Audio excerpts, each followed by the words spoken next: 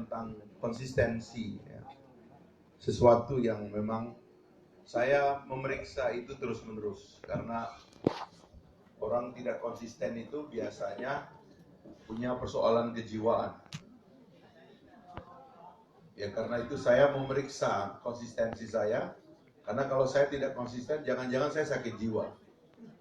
Itu saya lakukan. Ya, makanya juga diajarkan berdoa, Pak. Doa di depan cermin. Itu sebenarnya doa untuk memeriksa apakah kita ini baik dan punya niat baik atau tidak. Nah, konsistensi itu penting gitu, dan konsistensi itu definisinya adalah seseorang yang apabila yang dia yakini menjadi kata-katanya dan sifat dari kata-kata itu aneh, ya, karena begitu kita semburkan dia nggak bisa ditelan kembali. Setelah kita keluarkan, dia menjadi pengetahuan umum dan harus kita hadirkan di dalam sikap pendirian dan pelaksanaan kita hari-hari. Itu namanya konsisten. Jadi konsisten itu adalah kesatuan niat, pikiran dan kata-kata yang keluar, serta tindakan yang kita kerjakan hari-hari. Itu namanya konsisten. Dan di sini mohon maaf, orang yang paling sering menampakkan sikap tidak konsisten itu Pak Jokowi. Makanya kalau Anda periksa semua janjinya itu tidak ada yang dipenuhi. Ya. Dia janji membuyback Indosat, bukan buyback Freeport. Kenapa Indosat dia tinggal padahal itu dia janjikan? Kenapa Freeport? Karena kepentingan untuk divestasi Freeport bukan kepentingan bangsa kita, tetapi kepentingannya Freeport. Tapi kepentingan dia sebagai orang yang berjanji kepada rakyat untuk mengambil saham Indosat, dia tidak penuhi. Kenapa? Karena kepentingan mengambil Indosat adalah kepentingan Republik, sementara kepentingan divestasi Freeport adalah kepentingan Freeport. Karena dia jatuh tempo 3 tahun lagi, 2 tahun lagi malah. Ya. Dan itu menakutkan mereka. Karena kalau berganti pemerintahan yang punya idealisme, mereka dapat 0. Dia harus usir kaki dari Republik ini. Itu yang dia takut. Jadi privatisasi kepentingannya Freeport. Tapi Pak Jokowi menganggap itu heroismenya dia. Itu tidak konsisten. Dia janji begitu banyak janjinya itu. Ya. Tapi tidak dipenuhi, dia kerjakan yang lain. Dia bilang revolusi mental, dia bilang poros maritim, tidak diselenggarakan. Apa revolusi mentalnya? Apa poros maritimnya? Poros maritim disederhanakan dengan ngebom-ngebom itu.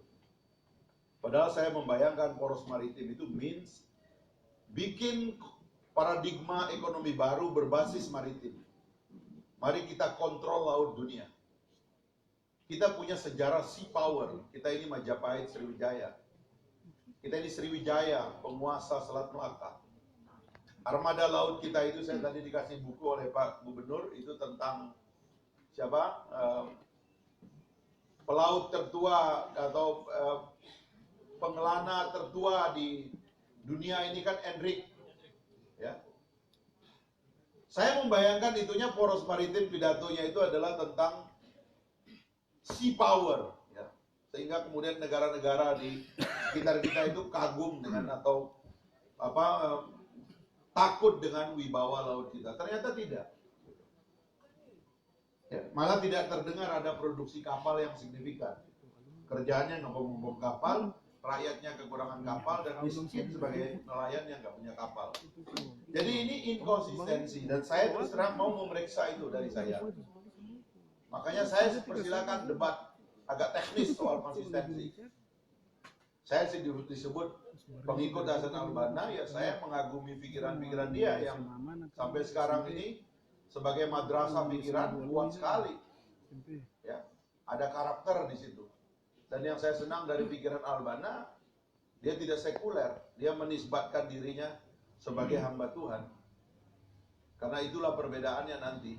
Orang yang terafiliasi dan merasa dekat, ya, atau mendekat, ya, dengan kemahabesaran Tuhan, dengan orang yang menganggap dirinya adalah pusat dari segala-galanya, yang melahirkan tirani dan penindasan. Itu, tapi kalau ada orang mengaku seperti, mohon maaf, saya kritik PKS, itu banyak inkonsistensinya. Terutama karena gagal mengintegrasi diri dengan negara. Coba Anda bayangkan itu. Calegnya disuruh teken pengunduran diri, itu kan ngawur itu. Ya. Itu bukan tradisi demokrasi itu, ya kan? Nggak ada itu tradisi itu sebetulnya. Dan itu saya lawan, Pak. Ya. Saya lawan aja. Buat saya kalau dia nggak mau dialog tertutup, kita terbuka demi kebaikan. Ya. Banyak teman-teman saya yang kritik saya karena sikap saya, tapi dia sendiri nggak punya bunyi melihat tradisi politik sekarang. Tradisi politik sekarang dipegang oleh oligark, oleh keluarga, oleh orang kaya. Kalau mau menggugat itu ya kita gugat habis-habisan. Karena itu di mana ada ketidakadilan, di mana ada kezaliman, saya lawan aja. Gak peduli saya. Ya. Otoritas apapun yang nampak di mata saya itu sombong dan tiran, bahkan kelihatan dominan, ya, itu saya lawan. Orang silakan puji dia, tapi menurut saya karena dia salah, dia zalim, saya lawan dengan segala resiko. Saya nggak sembunyi untuk itu. Jadi ya itu tadi, itu yang saya upayakan pada diri saya. Saya tahu kelebihannya Pak Jokowi. Saya detail juga membaca riwayat Pak Jokowi. Agak detail lah membacanya. Saya pernah ketemu tertutup berkali-kali. Ya. Dan saya pernah sampai beliau suruh bikin paper untuk dibahas. Khusus. Ini saya mulai buka ya, karena nanti saya khawatir orang menganggap saya ngeritik dari jauh. Saya ngomong dari depan, Pak. Tapi buat saya bukan kedekatan saya dengan Jokowi yang penting. Buat saya keselamatan rakyat yang penting. Teman-teman, kalau saya sekedar ingin dekat dengan Jokowi, lalu orang hormat kepada saya, ngasih saya proyek banyak, saya bisa lakukan itu. Saya bisa, lebih dari yang lain-lain gitu, kalau untuk sekedar dekat. Tapi saya tidak mau melayani diri saya, ego saya, ya, glorifikasi diri, punya teman presiden, punya teman pejabat, orang hebat. Dengan itu kemudian orang hormat kepada saya dan memberikan privilege dan fasilitas kepada saya. Tapi siapa yang memperjuangkan masyarakat? Siapa yang mengatakan kalimat-kalimat yang tidak terdengar? Ya. Saya mengatakan silakan puji Jokowi, tapi tolong argumen dengan saya. Apanya yang mau kita puji? Apanya yang mau kita puji gitu? Ambon ini kan jembatan besarnya kan dibangun Pak SBY, kan cuma diresmikan Pak Jokowi. Ya. Jangan mentang-mentang Pak Jokowi yang resmi, seolah-olah ini urusan Pak Jokowi semua.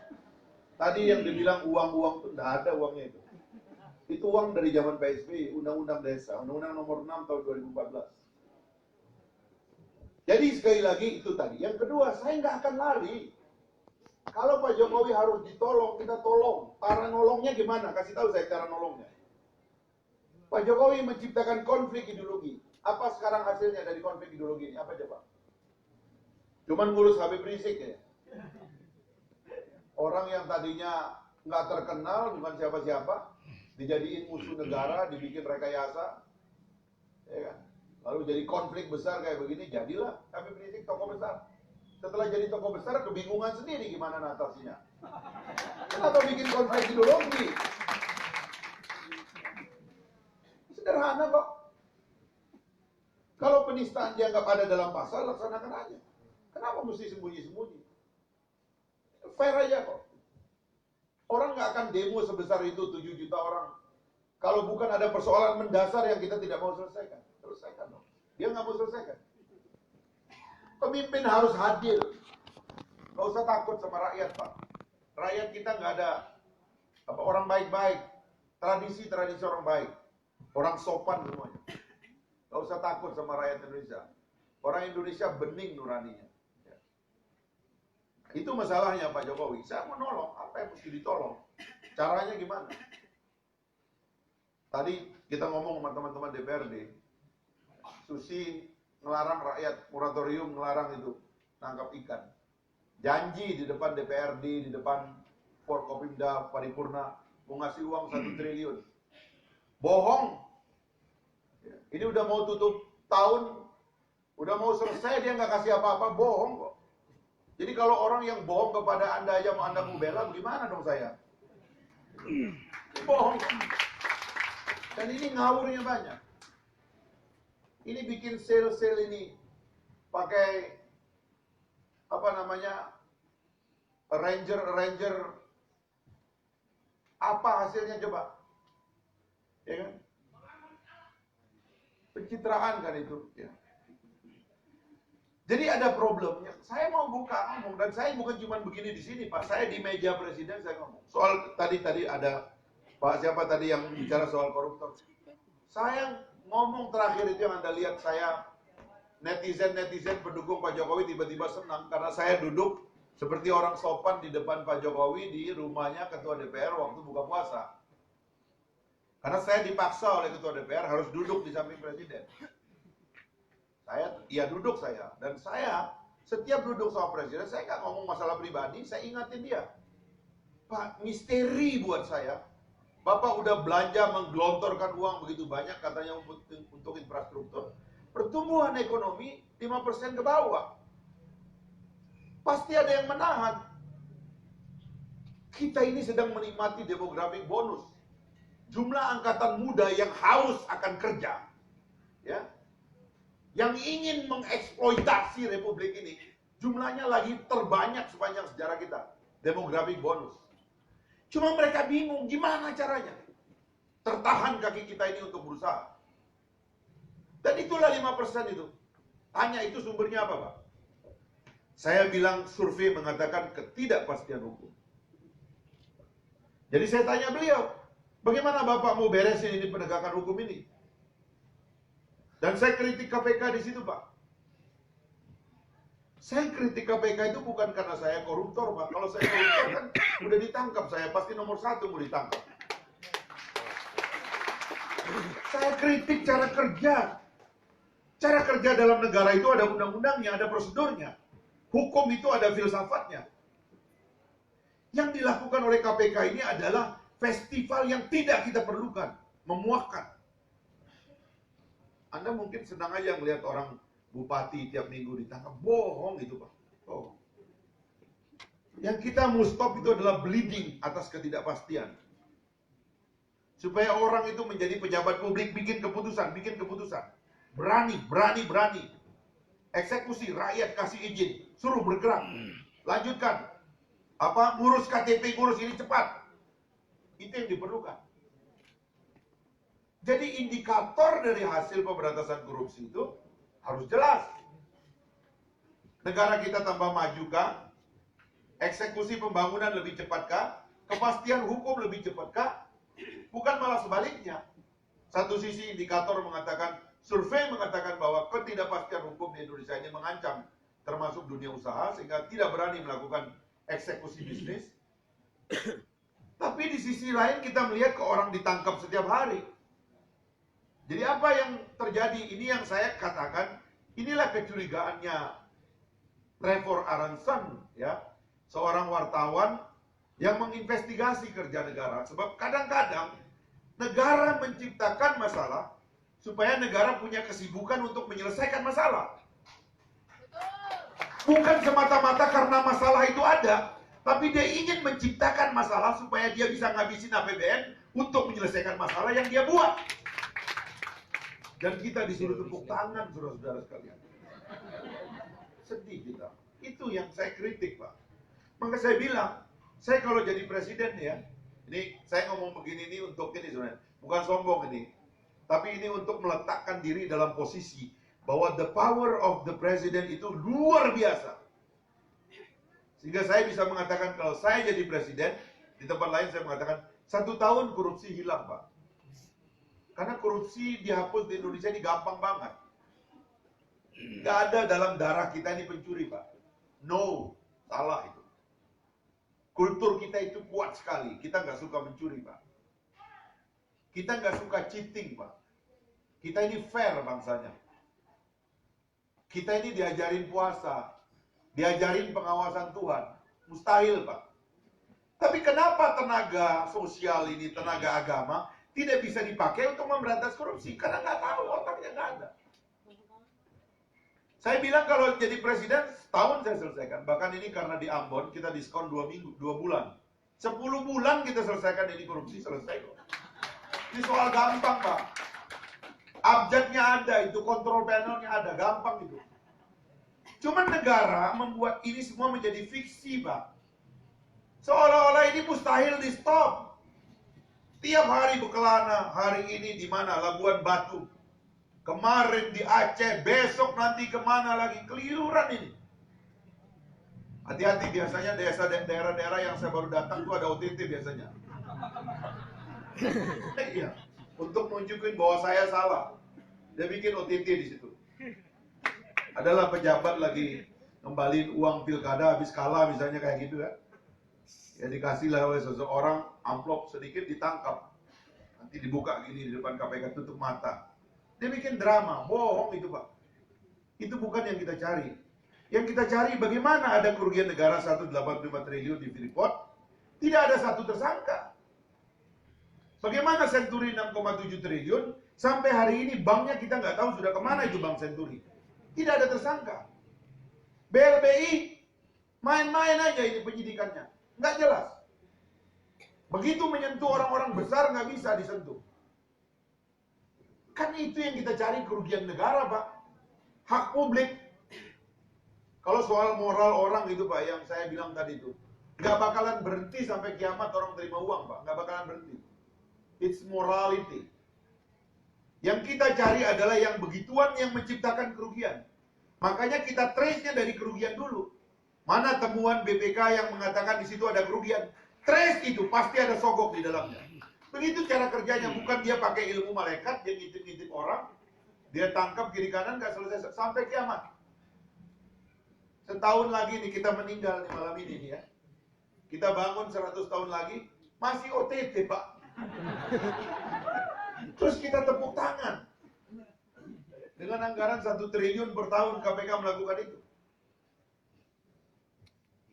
Jadi, fiksi Pak korupsi itu. Demokrasi itu Pak ya, begitu dia datang, itu yang pertama hilang, korupsi hilang.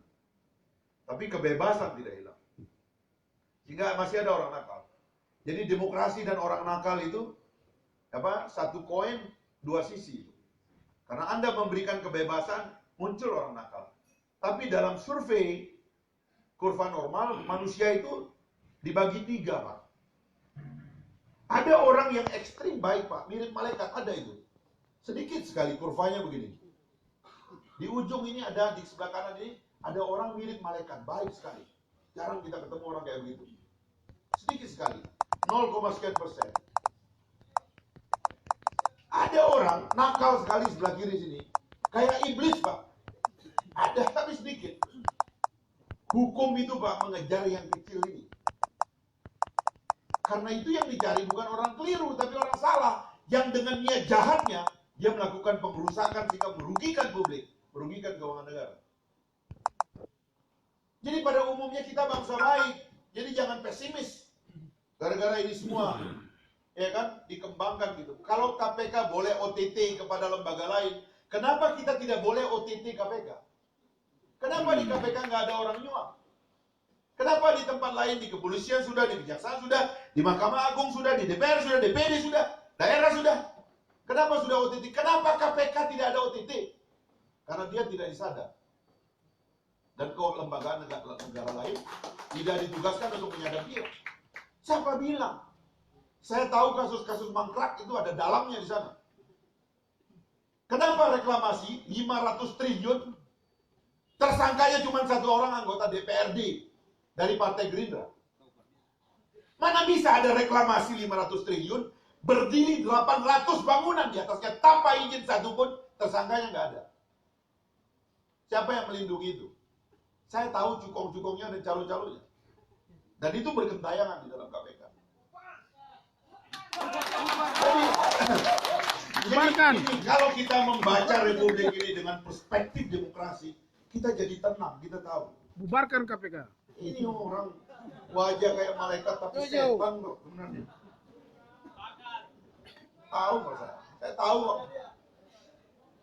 Saya mau bongkar Nazarudin tuh kan, akhirnya takut mereka. Suruh nyebut nama saya, disuruh nyebut nama saya. Saya kejar dia. Saya bongkar semua bagaimana kong kali kongnya dengan Nazar. Orang-orang mantan KPK cari makan tempat Nazar, ngurusin bisnisnya Nazar. Katanya mau disita buat negara, tapi kenapa dikelola oleh mantan-mantan KPK? Jadi kita mesti melihatnya dalam perspektif demokrasi. Ini negara yang mau kita tolong. Bukan kita mau tepuk tangan untuk seorang segelintir orang. Saban hari masalah nggak selesai. Negara dan rakyat dapat apa? Dapat nama jelek, Pak. Saya ngomong Pak Jokowi, Bapak keliling dunia jualan invest in Indonesia, invest in Indonesia. Setiap hari ada orang ditangkap. Bagaimana Bapak ini? Saya ngomong keras begitu sama dia. Dan terus bagaimana dong Mas?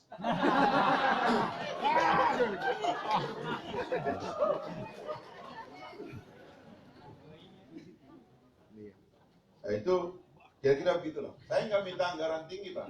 Saya cuma bandingkan kepada Anda. Kalau Anda mau cari pengelolaan dana paling besar di eksekutif. Ya. Nah, yang terakhir soal parpol ini. Ya nanti inilah ketua DPC-nya udah mendaftar tadi satu. Ya.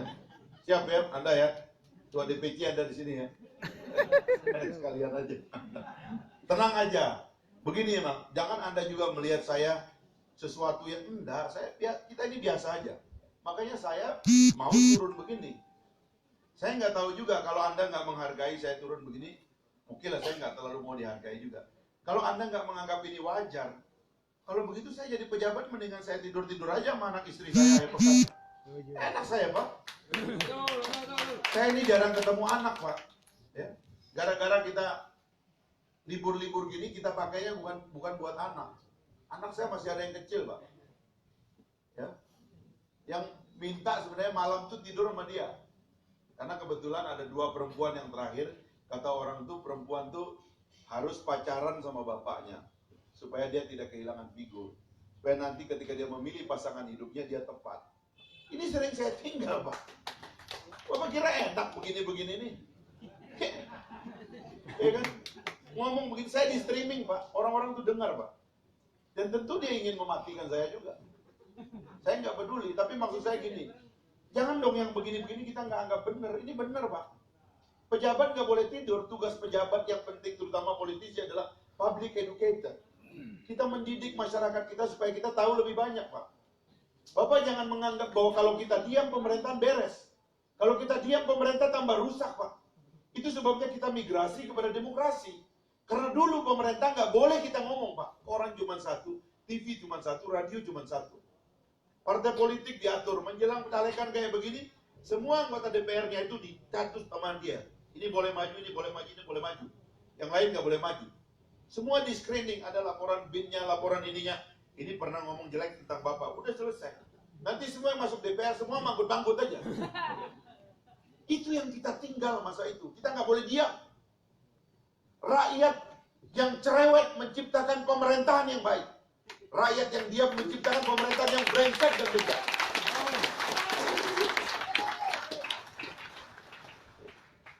Jadi kalau kita memilih diam, Pak ya, bencananya buat bangsa. Bencananya buat negara kita. Makanya kita nggak boleh diam. Saya menanggung resiko ini. Ada orang bilang, Pak Fahri kan punya hak kekebalan. Ya memang meriksa saya agak susah sekarang. Tapi tahun depan kan udah berakhir. Saya juga nggak berubah. Masuk bui nggak apa-apa. Kan ada pengadilan, kita boleh debat sama hakimnya nanti. Nggak apa-apa. Untuk pendidikan politik masyarakat nggak apa-apa. Tangkap aja. Yang penting jangan membunuh orang di luar hukum. Saya bukan takut mati, tapi jangan itu diberlakukan di Indonesia. Negara ini harus aman dengan perdebatan mulut. Cukup di mulut. Orang tidak boleh melakukan kekerasan fisik, baik dia swasta maupun dia negara. Supaya kebebasan tetap ada dan kita boleh ngomong. Kalau kita nggak suka dengan omongan orang karena orang itu kita anggap pidana, ada prosedurnya di hukum pidana. Anda boleh lapor pakai KUHP. Selesai. Jadi kebebasan yang kita pelihara dengan hukum, inilah yang harus tumbuh di masyarakat supaya orang tambah gembira, tambah cerdas, tambah bagus. Itu yang menyebabkan kota-kota tua seperti Ambon dan sebagainya itu harusnya lebih cepat berkembangnya, sebab tradisi bernegara lebih tua dari sini. Ini kota lahir tahun 1500-an. Makanya dia lebih berpengaruh daripada kampung saya. Orang Sumbawa kan jarang di Jakarta itu, karena kota itu baru jadi. Kalau kota ini kan udah lama jadinya. Nah, ini tradisi yang harus kita buat. Ya. Bapak Ibu sekalian, di atas semuanya itu saya manusia biasa, kita manusia biasa. Kita bersaudara. Saya menyadari bahwa jabatan itu datang melekat sebentar dan pergi. Apalagi jabatan politisi. Berbeda dengan birokrasi. Karena itu birokrat itu jangan banyak manuver. Itu bukan tugasnya. Birokrat itu karirnya bisa 30 tahun. Karena kerjanya cuma begitu, ikut atasan begitu.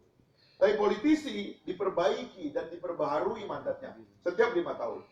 Dan saya tahu itu bisa-bisa dicopot sebelum 5 tahun. Seperti yang mau dicobakan kepada saya. Tapi saya lawan, karena saya merasa itu adalah hak saya. Nah, politisi itu harus sadar bahwa jabatan ini melekat sebentar. Makanya jangan kalau berkuasa lalu kemudian menganggap ini segala-galanya, kita nggak akan turun lagi. Kamu harus rendah hati untuk mengetahui bahwa ini sebentar saja.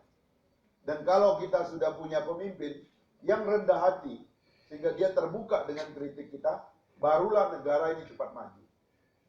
Bapak Ibu sekalian, kenapa ada orang melanggengkan kekuasaannya atau program atau tindakan atau kebijakannya yang salah? Sekali lagi karena kita jarang ngomong, jarang protes. Demonstrasi kurang keras. Tadi Bapak bilang, dituduh RMS dan macam-macam. Jangan mau Pak, bicara aja, jangan takut. Ajak itu aparat berdialog. Nggak ada keinginan kita itu untuk meninggalkan negara kesatuan ini. Kalau kita punya imajinasi yang benar tentang bagaimana negara ini terbentuk, bagaimana para founding fathers kita ini, Lemena, Latuharhari, Ratu Langi dari Manado dan seterusnya itu, berkumpul, merumuskan dan menyimpulkan kerumitan-kerumitan kita bersatu dalam fondasi yang kuat. Sementara negara-negara lain masih pecah, seperti saya katakan tadi di Timur Tengah itu. Tega betul kalau kita ini masih bertengkar soal-soal begituan. Tega betul. Saya cerita tadi di depan teman-teman. Itu seperti orang menikah. Saya ini cuma 2,5 tahun berantem sama istri saya. Habis menikah. Karena nyocok-nyocokin. Memang saya dulu pacarannya nggak lama. Memang nggak pacaran sih, cuma sebulan kenalan. Karena saya ngincer dari jauh. Jadi bukan cicip-cicip, ini nggak ada cicip-cicip saya, ya kan? Tengkar 2 tahun. Setelah kita punya anak, begitu kita bertengkar kita bilang, sudah tua kita. Buat apa bertengkar? Apalagi sekarang anak saya udah kuliah 2. Jadi kalau ada marah-marah, sudah tua, kita udah selain terima aja. Kita juga begitu sebagai bangsa. Udah terlalu jauh kita melangkah ini, kok masih bertengkar? Tapi berbicara kritis itu bukan bertengkar. Itu mengingatkan orang berkuasa. Nanti seperti Pak SBY saya perlakukan. Setelah Pak SBY berhenti menjadi presiden, saya berhenti mengkritik dia. Nanti insya Allah setelah Pak Jokowi berhenti jadi presiden, saya berhenti mengkritik dia. Itu janji saya kepada beliau. Makanya kalau mau supaya saya nggak mengkritik lagi, berhenti jadi presiden. Assalamualaikum warahmatullahi wabarakatuh. Oke, kita berikan tepuk tangan sekali lagi yang paling meriah untuk acara kita malam hari ini, Netizen Kopi bareng Fahri. Dan tanpa terasa ini waktu juga yang membatasi acara kita malam hari ini. Untuk mengakhiri acara kita di saat